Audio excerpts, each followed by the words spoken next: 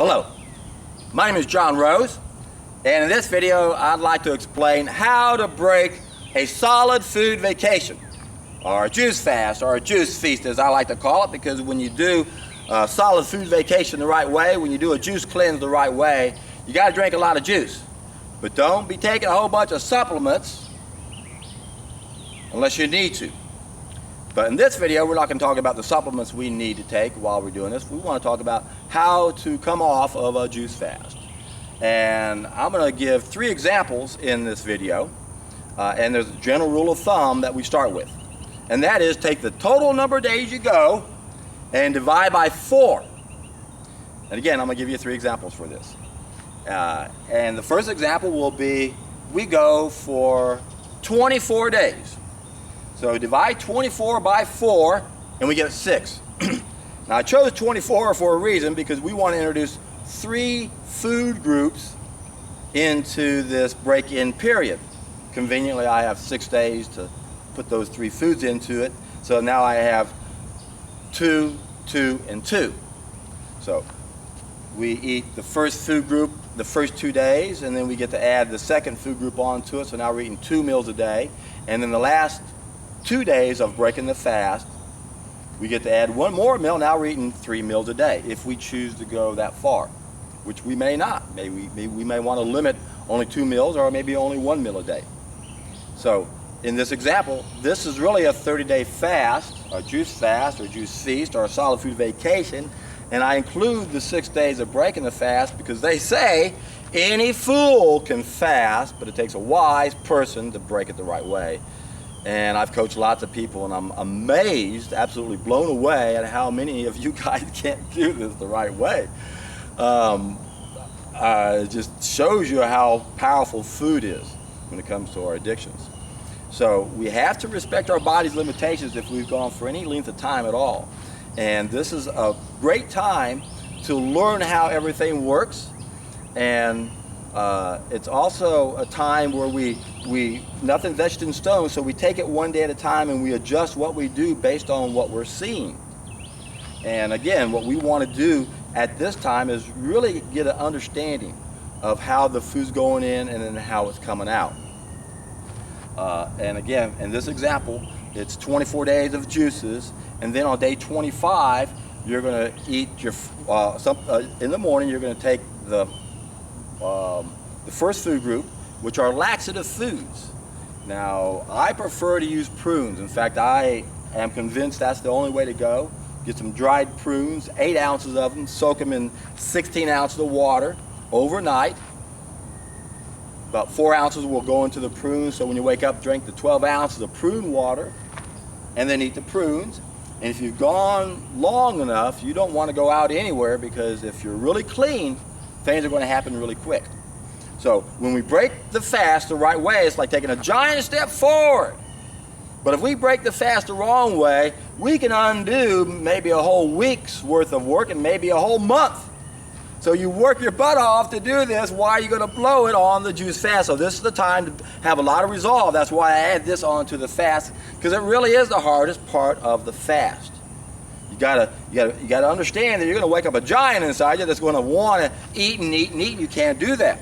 So day 1 of breaking the fast, and in this case it's on day 25, we wake up and eat those prunes that we soak overnight.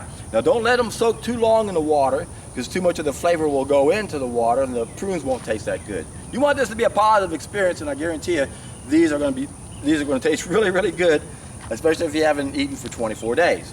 So you eat those prunes, and I call this my prune test.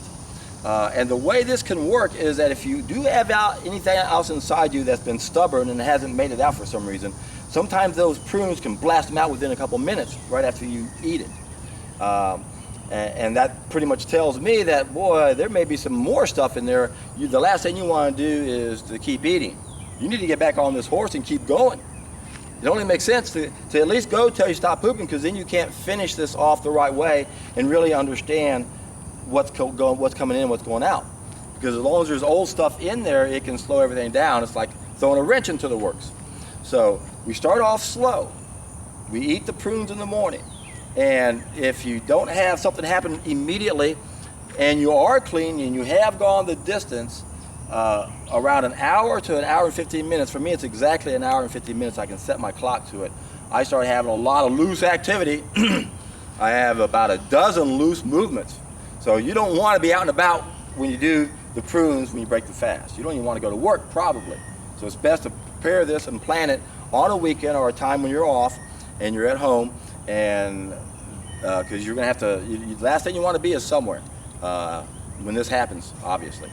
And again, what will happen is you will have about 2 hours of loose activity, close to a dozen movements. How do I know? Because I've documented everything I've done every time I do a fast, especially breaking the fast, and I can look at every one of them and see exactly what happened. I go, wow, look at this, exactly the same time. I don't have to rely on my memory. I wrote it down. I documented it. So this is the best way, I believe, to break the fast. Again, it's a prune test, and then what will happen around the 2 hour mark, the 3 hour mark, is you'll finally see the prunes come out. Now, I'm documenting everything. I'm capturing it, and I can tell what's happening because you can see little specks of prune fiber that are coming through in the very first loose diarrhea type movement. And again, when you drink the prune water, you're going to see that in there also. So you start seeing that immediately, but then toward the very end, I will have two movements right at the very end, real close together, and it comes out where the colon's had a chance to suck the water out of that. Remember, one of the jobs the colon has is to recycle that precious water. We can't let that water go to waste. So that's why we have more of a formed movement when it comes out and it's not all loose. But in this case, the prunes will eventually come out, and they should be out within 3 hours. If you don't see the prunes come out of you in 3 hours, that tells me there's still something in there that's slowing things down. And just like if you have something happen immediately and you get something out of you, in both cases, you got to get back on the juices because you want to get everything out. You want to be able to finish this program knowing that you are completely clean. And now you can evaluate the eating, pooping episodes that we should all be aware of to make sure they don't go more than 1 day. So the first day you eat the prunes, and that's a prune test. And if they come out like they should, then you can continue. But you can continue on. But for day one, 8 ounces of prunes are about 635 calories. So that may represent somewhere between 3 to 4 pints or a couple liters of your juice. So whatever you were juicing before, make sure you add back the difference to get the calories you need for that day. This is the key about breaking the fast. We're still juicing. Day one, we only eat one meal, the prunes. 8 ounces of prunes soaked in 16 ounces of water. Drink the prune water, eat the prunes. Do the prune test. You should have prune porridge, is what I call it when it finally comes out. And interestingly, it has a perfume scent to it. Now, if that doesn't blow your mind, I don't know what will. But that's what it should smell like, because it's not putrefying and fermenting down in there. And if that happens, then okay, you're on your way to the next day. So day two, we're only going to eat one meal once again. And if we were successful with the laxative fruits, we can go ahead and move into the second food group at this time. And that's the juicy fruits. And just about every fruit's going to qualify for a juicy fruit, except things like bananas and avocados and olives and durians, things like that. Otherwise, most juicy fruits will work. Get the ones that are in season, especially the ones you've been craving. If you've been thinking, oh my God, I can't wait to have a mango and they're in season right now, go for it. You're going to love it. That mango is never going to taste as good as it's going to taste when it's the very first time you've eaten anything solid for so long. So that's what you do on the second day. Again, only one meal. Figure out how many calories they are to represent how much of your juices that is, and then go back and drink the other 6, 8 pints or whatever juice you need to get all your calories. That's the first 2 days. Now, if everything's going out or coming out like it should, and that's the thing we're paying attention to, now that we're eating mangoes or watermelon or whatever juicy fruits in season, we see it come out the next day and we go, great, I can continue on breaking the fast. So now when we get into the third day of breaking the fast, we get to add another fruit meal. So now we're eating 2 fruit meals, but in both cases, we're not going to be able to eat a whole lot. Most of us won't be able to. And we still have to go back to the juices to get our calories. And we do that for 2 days. We eat 2 meals of fruit. And again, we get to see, okay, I had watermelon, then the mangoes, there's the watermelon, there's the mangoes. Boy, I'm getting the hang of this. Now I understand how many bowel movements I'm supposed to have. And everything should be out in 1 day. And they're not formed like sausages. and they don't have a horrible stench to it. There's a reason why we smell as bad as we do, my friends. Things take too long to go through the system. Things are putrefying and fermenting in there. Nasty, nasty stuff. So we get to eat two fruit meals a day for the next 2 days, and then in the last 2 days, if we decide to go to a 3 meal a day diet, we can then have a salad in addition to the 2 fruit meals. And again, this is a really important time to pay attention to what you're eating and seeing when it comes out. And when the vegetables come out, the salad comes out, you'll notice it looks totally different. And if it doesn't come out, what do? You don't keep eating the salads. You back off and go back to the fruit. And if it still doesn't come out, you go back to the juices. So while we're breaking the fast, everything we do is based on what we're seeing and what's happening every day. As long as things are coming out, then we can proceed forward. Now, as I mentioned, a lot of people may not want to go to a 3 meal a day routine. I prefer a 2 meal a day, and right now I'm experimenting with a 1 meal a day by adding 3 liters of vegetable juice to my 1 big fruit meal at the end of the day. And I'm really liking that. It's really a more sensible way of eating, and I want to try this for a while because I've always wanted to. And whenever I see people that are relatively thin and older, I ask them if I can ask them a question, professional question, and ask them, what they eat. Why are you so slender? What's your secret? And most people are really excited to share that.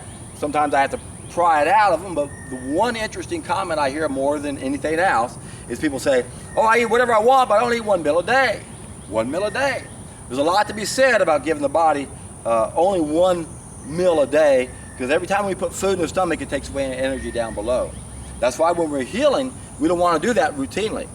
And that's another big mistake people make when they come to the raw food diet. Remember, it's hard to go from 5 to 10 grams of fat to 50 to 60 grams of fat. So the best way to transition is to drink a whole lot of juices in the beginning to make sure you get your calories and then you don't overburden the body. But remember, the purpose of breaking the fast is to make sure that we have a relationship between what we're eating and how it's coming out of us. Now, the example I just gave was for 24 days, taking 6 days to break it, and incorporating 3 meals. But once again, we may only want to go to 2 meals, or we may even want to only go to 1 meal and keep going that way. In fact, that would be a good transition for a lot of people. After you break the fast, stick with just 1 fruit meal a day and never go beyond that for as long as you want, and then go to a 2 meal a day if you want. Now, another example I want to give is, let's say we do a 100-day juice fast. Now, if we use the general rule of thumb, divide by 4, that's 25 days to break the fast. Now, we're not going to need 25 days to break a 100-day juice fast. We can probably do it in 9 to 10 days, maybe 9 to 12. Remember, I like to work in multiples of 3 because we're adding 3 food groups for most people into breaking the time period. I chose 6 initially because 3 goes into 6. So every 2 days, you're adding another food group. If we use 9 this time, it's every 3 days. If it's 12, it's every 4 days.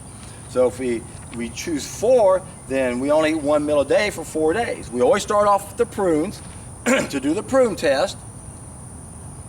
And then if that works, then we can go ahead and keep on breaking the fast. And whether or not we need to go 3 days or 4 days, you can kind of get a better feel for it by how your body's processing whatever you're eating. And if you feel like it's working really well, then you don't have to go up the full 4 days. You might want to go ahead and say, I'll add another meal into the 4th day instead of the 5th day. So nothing's etched in stone. Take it 1 day at a time when you do this. Monitor how things are going through you to figure out what you keep doing. And remember, you always got to go back to your juices to get your calories. Now, I'm going to give you one more example on how breaking this fast can work. Let's say you go and do a 4-day juice fast. Divide 4 by 4 and you get 1 day to break it. Now, what do? Well, you have breakfast, lunch, and dinner. You've got the laxative fruits, the juicy fruits, and then a salad. Now, when we eat our salads, keep them simple. No more than 3 ingredients. Let's keep the fat out at this point. No oils at this point. Make it easy to digest. And then when you transition into a diet, remember, the simpler the meal, the better you're going to feel. And the most important thing is we have to be flexible throughout this process, and hopefully be willing to get back on that horse again if we have to. Because the most important thing that we learn from breaking this fast is how food is going through us.